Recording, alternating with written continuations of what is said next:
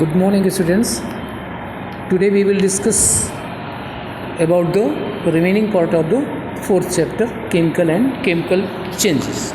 So today's topic is atomicity. The number of atoms present in one molecule of an element is known as its atomicity. किसी भी element के एक molecule में जितने भी atoms होते हैं, नंबर ऑफ एटम्स कितने नंबर होते हैं, वही उसकी जो है एटॉमिसिटी होती है. Many elements exist as molecule because atoms of such elements can not exist independently. बहुत सारे ऐसे एलिमेंट्स हैं जो वो एटम्स के रूप में नहीं बल्कि मॉलिक्यूल्स के रूप में अस्तित्व में पाए जाते हैं. क्यों? कि वे स्वतंत्र रूप से रह नहीं सकते हैं. The number of atoms present in one molecule of an atom is known as its atomicity. कितने एटम्स उस एक एलिमेंट के मॉलिक्यूल में हैं, वही आपकी एटॉमिसिटी कहलाती है. Depending on the atomicity molecules can be monoatomic, diatomic और टेट्राएटॉमिक. एटॉमिसिटी के आधार पे मॉलिक्यूल्स जो हैं वो three types: monoatomic means one atom, diatomic means two atom, tetraatomic means 4 atoms.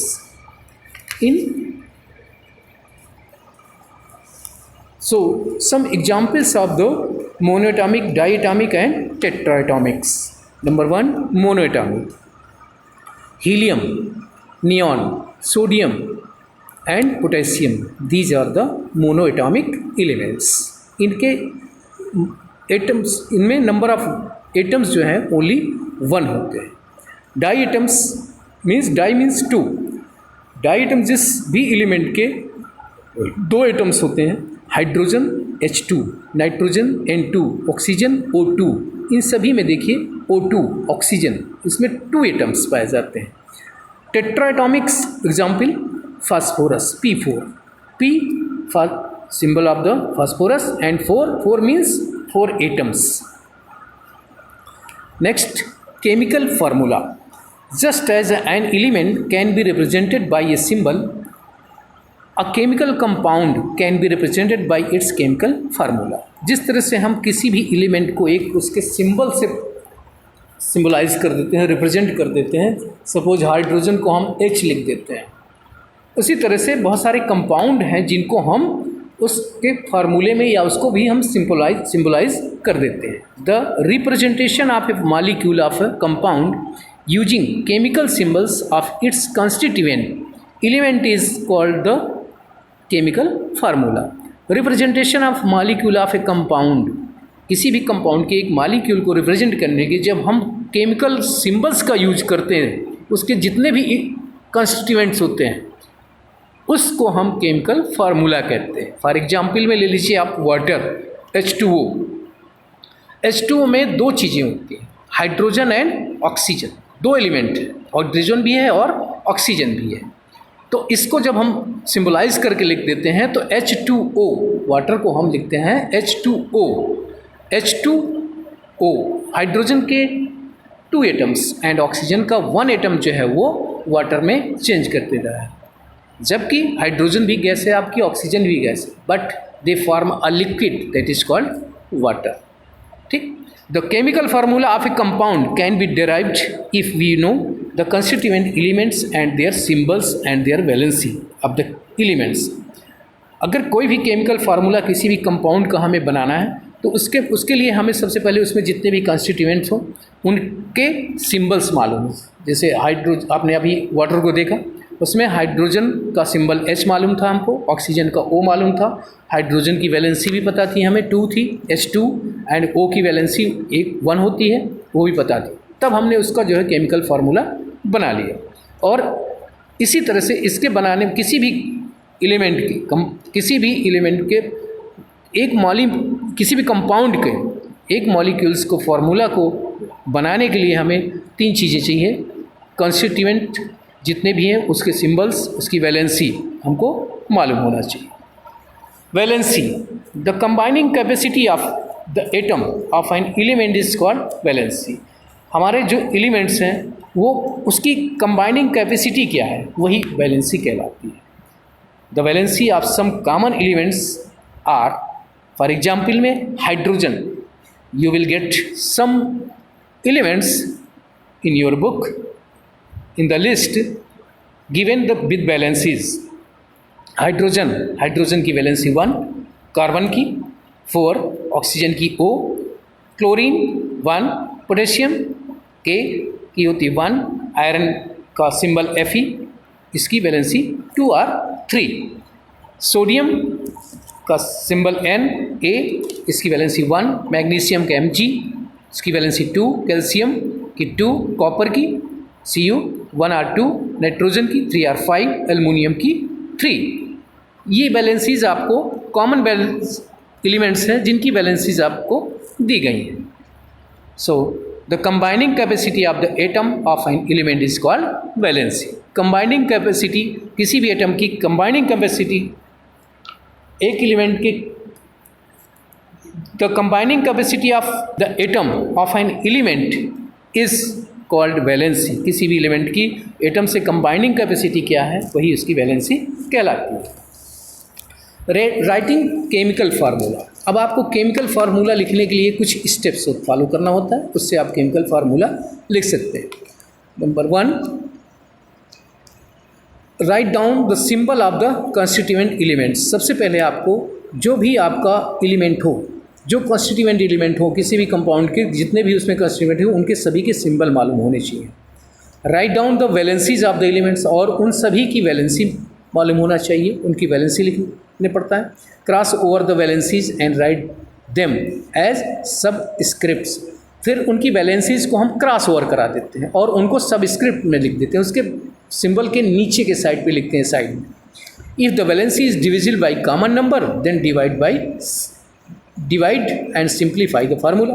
अगर उनकी दोनों को वैलेंसी किसी एक कॉमन नंबर से डिवाइड हो रही हो, दोनों की वैलेंसीज को हम एक कॉमन नंबर से डिवाइड कर देते हैं, इसके बाद जो हमें कॉन्स्टिट्यूएंट्स और वैलेंसी मिलती है, that is the formula. Suppose for example में आप ले लीजिए वाटर में क्या क्या होता है, हाइड्रोजन एंड ऑक्सीजन। हाइड्रोजन के लिए हमने H लिखा, उसकी वैलेंसी होती है 1, उसके नीचे उसका 1 लिख दिया। इसके बाद ऑक्सीजन होता है उसमें, वाटर में हाइड्रोजन और ऑक्सीजन, तो अब ऑक्सीजन की वैलेंसी होती है 2, ऑक्सीजन उसका सिंबल होता है ऑक्सीजन का O, उसके नीचे वैलेंसी लिख दिया 2। इनका क्रॉस ओवर करो, इनका क्रॉस ओवर किया, H को 2 से क्रॉस कराया और O को 1 से, तो हमारे पास जो फार्मूला तैयार होगा H2O, ये बन गया आपका water. The valency are divisible by 1, so the chemical formula is H2O। अब H2O जो वैलेंसी है वो दोनों 1 से डिवाइड हो जाएंगे, 1 1 जा 1, 1 2 जा 2, देन हमारा फार्मूला जो हमें मिलेगा H2O। Like this another compound that is carbon dioxide. Here carbon symbol C and oxygen इसका symbol O, then carbon valency 4 and oxygen valency 2, then crossover, then we will get C2O4, and this the C2O4 is the formula for carbon dioxide, but 2 and 4 is divisible by a common number, that is 2, so we divide 2 1 ja 2 and 2 2 ja 4, means C1O4 O2, तो CO2 we will get the valencies are divisible by 2, so the chemical formula is CO2. We will get the formula CO2 for carbon dioxide. Next, chemical equation. A chemical equation is a shorthand form of representing a chemical reaction using symbols and formula. Chemical equation क्या होता है, ये short hand form of representing a chemical reaction, एक chemical reaction को represent करने का एक short form है, यूजिंग सिंबल एंड फार्मूला। उसमें सिंबल भी यूज होते हैं और फार्मूला भी यूज होता है। Chemical reaction involve the conversion of certain chemical substances, element or compound into some other chemical substances, element or compound. इसमें कुछ जो रिएक्शन में इन्वॉल्व होते हैं हमारे सर्टेन केमिकल, वो केमिकल एलिमेंट्स हों चाहे वो आपके कंपाउंड्स हों, वो जब रिएक्शन करते हैं इसके बाद जो नया रिएक्शन करने के बाद सब्सटेंस तैयार होता है, that is called chemical substance, element और कंपाउंड. वो उन दोनों के एलिमेंट कंपाउंड से डिफरेंट होता है. That is called the element compound involve initially in the reaction are called reactants. उस भी किसी भी रिएक्शन में जो आपके एलिमेंट और कंपाउंड इन्वॉल्व होते हैं वो रिएक्टेंट्स कहलाते हैं. और जब वो रिएक्शन के बाद नया प्रोडक्ट तैयार करते हैं, नया फॉर्म चेंज हो जाते हैं, सब्सटेंस बनाते हैं, दैट इज कॉल्ड प्रोडक्ट. उसको हम प्रोडक्ट कहते हैं. राइटिंग ए केमिकल इक्वेशन लिखने के लिए हमें कुछ स्टेप्स को फॉलो करना होता है. Number 1, identify the reactants and the products of the chemical reaction. कहते हैं जब उसमें रिएक्टेंट्स जितने भी लग रहे हैं, जितने भी कंस्टिट्यूएंट यूज हो रहे हों, उनको आइडेंटिफाई करो और पहले जानना, और उसका chemical reaction, products of the chemical reaction, और उसका जो प्रोडक्ट तैयार होता है उसे भी पहचानना होता है. Write the name of the reactants on the left hand side and with a sign plus sign between them. उसमें सपोज दो रिएक्शन करने वाले जितने भी एलिमेंट्स और कंपाउंड हैं उनके बीच में हमको प्लस का यूज करना चाहिए और इनको हमको लेफ्ट साइड में लिखना चाहिए. Write the name of the products on the right hand side with a sign plus sign between them. इसके बाद रिएक्शन के बाद जो भी हमारा प्रोडक्ट बनता है उसको हमको लेफ्ट साइड में लिखना होता है, जिससे कि वो, और इसके बाद उनके नेम्स लिखे जाते हैं. Place an arrow between the two sides with arrow head pointing towards the product. और इन दोनों रिएक्शंस के बीच में हमें एक एरो का सिंबल लगाना पड़ता है, जिससे प्रोडक्ट और रिएक्टेंट्स के बीच में. Replace the name of the products and reactants with symbols and formula. इसके बाद रिप्लेस द नेम, उसके बाद नेम हटा देते हैं रिएक्टेंट्स और प्रोडक्ट्स के जो लिखे होते हैं. This gives the chemical equation, और इसके बाद हमारी वो केमिकल इक्वेशन तैयार होती है. Make sure that the number of atoms each element on both side is equal.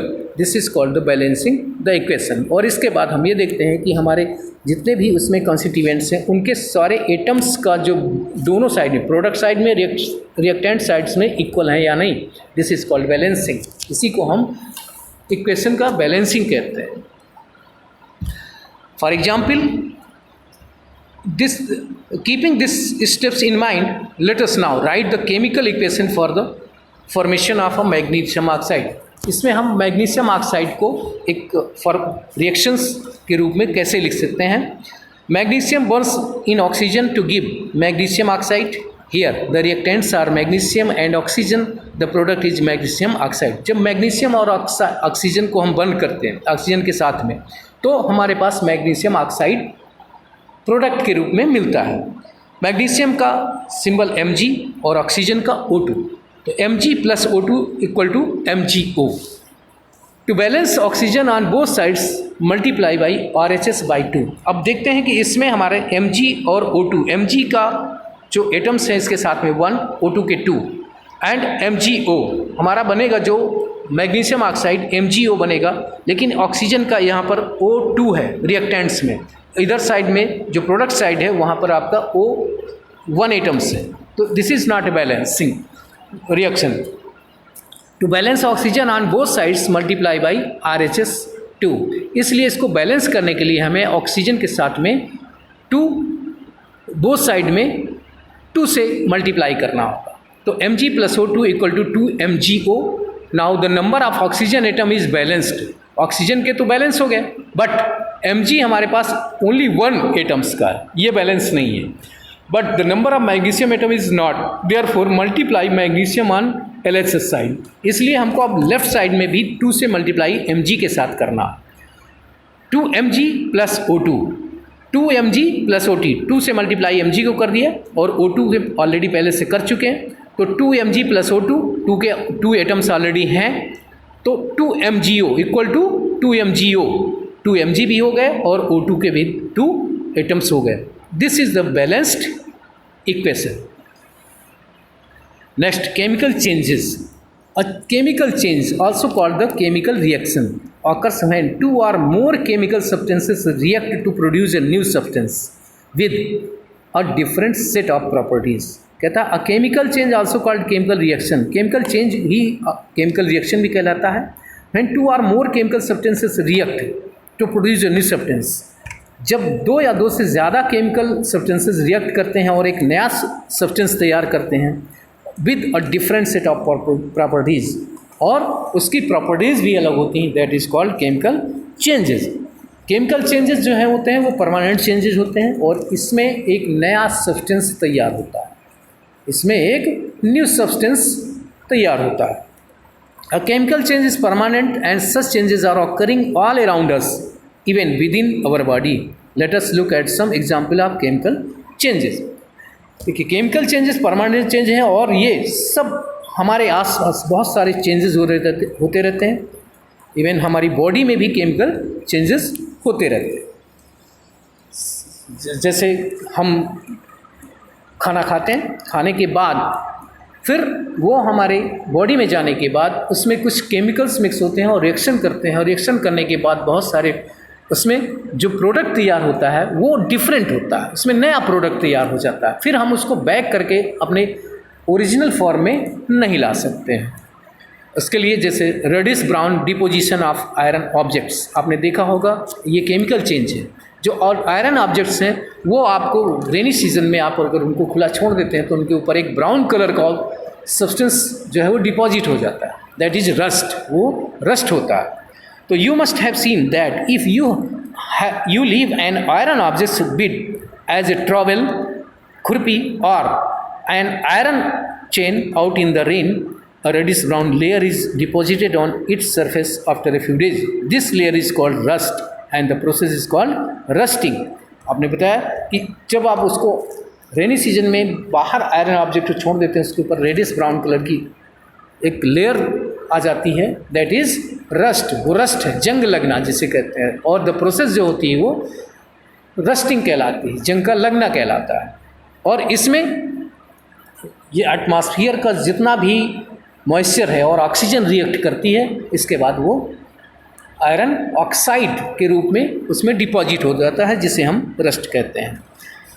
The layer of rust falls off gradually exposing fresh metal to further rusting with the process of time the iron object become weak. अगर हम उस layer को समय समय पर हटाते नहीं हैं, उसके रस्ट को, जंग को नहीं हटाते हैं, तो हमारा जो आयरन ऑब्जेक्ट है वो धीरे धीरे करके वीक हो जाता है. Iron react with atmosphere oxygen in the presence of moisture to form a substance called iron oxide. Iron जो है मॉइस्चर जो एटमॉस्फेयर में है और ऑक्सीजन, इन दोनों को के साथ रिएक्शन करता है और रस्ट बना देता है आयरन ऑक्साइड के रूप में. The chemical equation for this reaction can be represented as, chemical reaction इसके लिए बनता है, आयरन का सिंबल होता है Fe और ऑक्सीजन का O2, तो Fe plus O2 plus moisture means water plus H2O equal to Fe2O3 iron oxide. Iron oxide बन गया डॉट XH2O और उसमें वाटर भी बन गया. Rusting is chemical change because the change is permanent. Rusting जो है एक परमानेंट चेंज है और chemical change. You can not get iron back from the oxide. उस आयरन ऑक्साइड से आप आयरन दोबारा बैक पा नहीं सकते हैं. You can oxygen and water are two essential condition for rusting of iron. किसी भी जंग आयरन ऑब्जेक्ट में रस्ट लगने के लिए, जंग लगने के लिए मॉइस्चर और ऑक्सीजन का होना बहुत ज़रूरी है. ये दो conditions must. Oiling iron objects protect their surfaces from coming in contact with moisture and air and prevent rusting. अगर हमको किसी आयरन ऑब्जेक्ट को रस्ट लगने से बचाना है तो उसके ऊपर ऑयलिंग कर देते हैं. ऑयलिंग जो है वो दोनों के कांटेक्ट को रोक देता है, मॉइस्चर के और ऑक्सीजन के. इस तरह से हम उस ऑब्जेक्ट को रस्टिंग से बचा सकते हैं. Next example, browning of vegetables and fruit surfaces.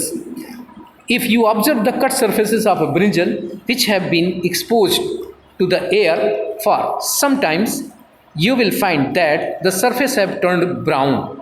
This is due to a chemical reaction between certain compounds present in brinjal and atmospheric oxygen. कहते हैं you have seen cut surfaces of brinjal. जब आप देखा होगा कि आपके घर में ब्रिंजल मीन्स बैगन जब काटा जाता है, काटने के थोड़े ही देर के बाद उसके कट सर्फेसिस के ऊपर एक ब्राउन कलर की लेयर तैयार हो जाती है, which expose to the air for some times you will find that surface of turn brown colour में चेंज हो जाता है, उसके कटे हुए पीसेज जो हैं ब्राउन कलर में हो जाते हैं। This is due to a chemical reaction. ये एक केमिकल रिएक्शन की वजह से होता है between certain compounds present in the brinjal.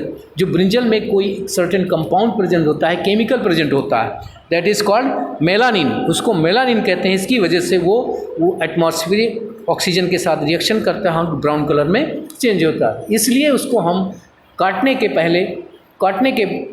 काटते समय जो है उसमें वाटर पानी में डाल देते हैं, जो उस मॉइस्चर को और ऑक्सीजन के कांटेक्ट को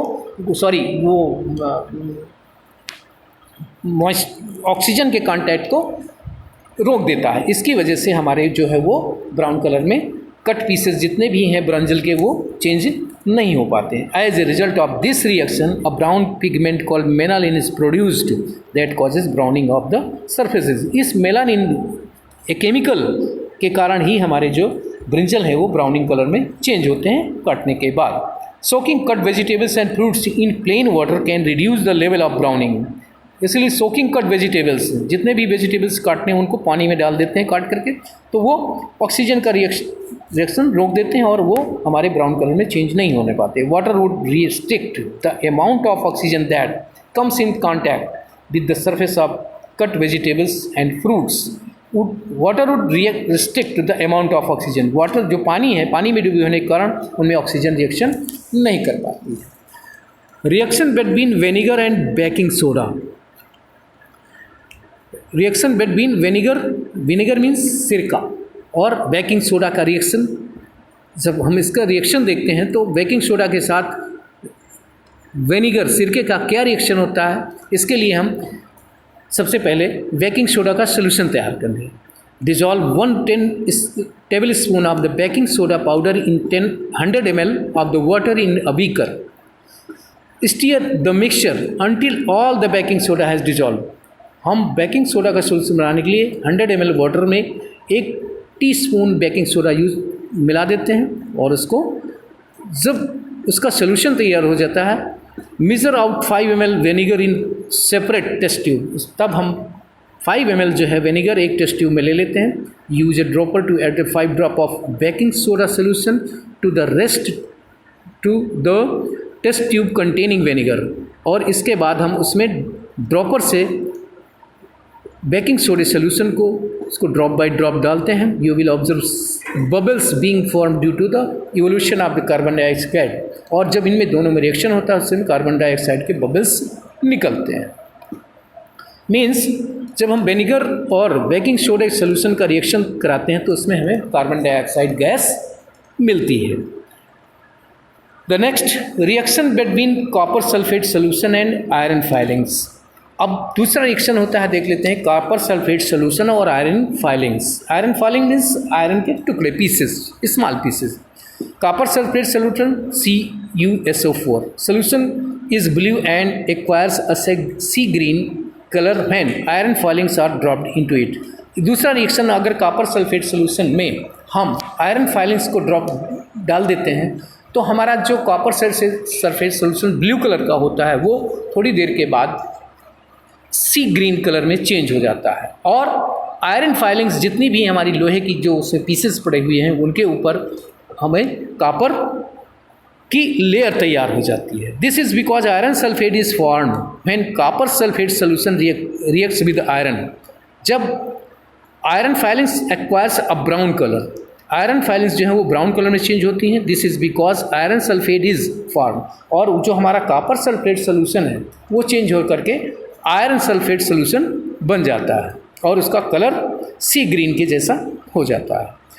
this reaction can be represented as iron sulphate, iron का हो, this reaction can be represented as CuSO4 copper sulphate solution blue colour में होता है, Cu copper, SO4 sulphate plus Fe means iron. Equal to FeSO4, ये change होकर के iron sulphate solution में change हो जाता है, जो हमारा सी ग्रीन कलर में चेंज हो जाता है, FeSO4 बन जाता है और कॉपर की लेयर तैयार हो जाती है, आयरन की जितने भी पीसेज उसमें डाले जाते हैं। Physical changes, physical change are the changes in which no new substance are form. Physical change में कोई नया सब्सटेंस नहीं बनता है, जैसे आपने पीछे पढ़ा कि केमिकल्स चेंजेस में कोई नया प्रोडक्ट तैयार होता है, but in physical change no any new substance form. For example, the formation of ice from water kept in a freezer is physical change because the ice when kept in the open change back into water. Example में आप जब हम water को freezer के अंदर रख देते हैं तो आइस में चेंज हो जाता है, लेकिन जब वही उसी आइस को हम बाहर रख देते हैं ओपन में तो वो मेल्ट होकर के फिर वाटर में आ जाती है। कोई नई चीज़ नहीं बनी, इसमें कोई नया प्रोडक्ट नहीं तैयार हुआ। वाटर था फ्रिज में, उसका केवल शेप चेंज हुआ, फ्रिज में जाने के बाद वो आइस में बदल गई, आइस में बदलने के बाद फिर ओपन में लाने के बाद वो वाटर में चेंज हो गया, कोई नया सब्सटेंस नहीं तैयार हुआ। In most of the physical change properties such as the colour, shape, size और physical form of the substance में चेंज। केवल फिजिकल चेंज में उसका कलर चेंज होगा, शेप चेंज हो सकता है, साइज चेंज हो सकता है, ये चेंजेस उसमें आते हैं। फिजिकल चेंजेस में और may not be reversible. Physical change reversible हो भी सकते हैं और नहीं भी हो सकते हैं। An example of physical changes discussed below, crystallisation. अब आप उसका एग्जाम्पल है आपका क्रिस्टलाइजेशन। फिजिकल चेंज का और एग्जाम्पल मैं आपको बता दूं कि अगर आप पेपर का एक बड़ा पीस लीजिए, उसके 10 पीसेस बना दीजिए। तो पहले आपने क्या लिया था, पेपर का एक बड़ा पीस, साइज़ बड़ा था, और इसके बाद आपने चेंज कर दिया, उसके 10 पीसेस कर दिए। 10 पीसेस करने के बाद आपका कोई नया प्रोडक्ट नहीं तैयार हुआ, वो पेपर ही हैं, बट उसके साइज और उसके नंबर ऑफ पीसेस चेंज हो गए, फिजिकली चेंज हो जाता है। This is the physical change. Example में आता है crystallizations. Crystals are the purest solid form of a substance having a definite geometrical shapes. Crystal जो है वो purest solid form of substance, किसी भी सब्सटेंस का एक प्योरेस्ट सॉलिड फॉर्म होता है, हैविंग डिफरेंट ज्योमेट्रिकल शेप्स, जिसमें एक ज्योमेट्रिकल शेप्स होते हैं। The process by which an impure compound is converted into its crystals is known as crystallisation. The process by which, ऐसी प्रक्रिया जिसके द्वारा हम किसी इम्प्योर कंपाउंड को क्रिस्टल फॉर्म में चेंज करते हैं, ये प्रोसेस क्रिस्टलाइजेशन कहलाती है। This is the process is used in obtaining common salt from the sea water.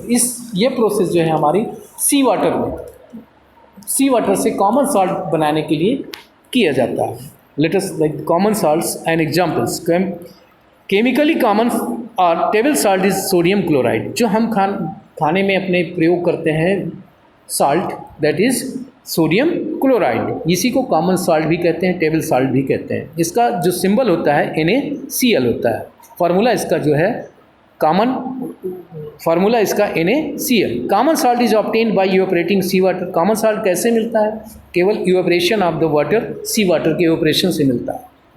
The salt thus obtained contains certain undesirable substances such as the magnesium chloride, sand etc। और उस common salt में बहुत सारे जो है undesirable impurities भी रहती हैं, जैसे आपका मैग्नीशियम क्लोराइड भी है, उसमें मिक्स होगा, और सैंड भी मिक्स होगा with sodium chloride। These impurities are removed from common salt through the process of crystallization।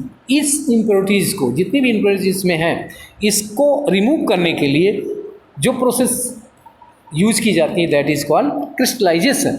In crystallisation maximum amount of common salt is dissolve in boiling water. कहते हैं crystallisation process में बहुत सारा common salt को boiling water में dissolve कर दिया जाता है। The solution is then filtered to remove the insoluble impurities. और उस जो सोल्यूशन तैयार होता है उसको हम छान लेते हैं, उसमें इनडिजायरेबल जो ना घुलने वाली जितनी भी इम्प्योरिटीज हैं उनको अलग करने के लिए। The filtered solution is left undesirable undisturb for a few hours. और जो हमारे पास फिल्टर्ड सोल्यूशन निकलता है छानने के बाद, उसको हम कुछ समय के लिए बिना डिस्टर्ब किए हुए कुछ आवर्स के लिए रख देते हैं। Sodium chloride will aggregate and form crystals.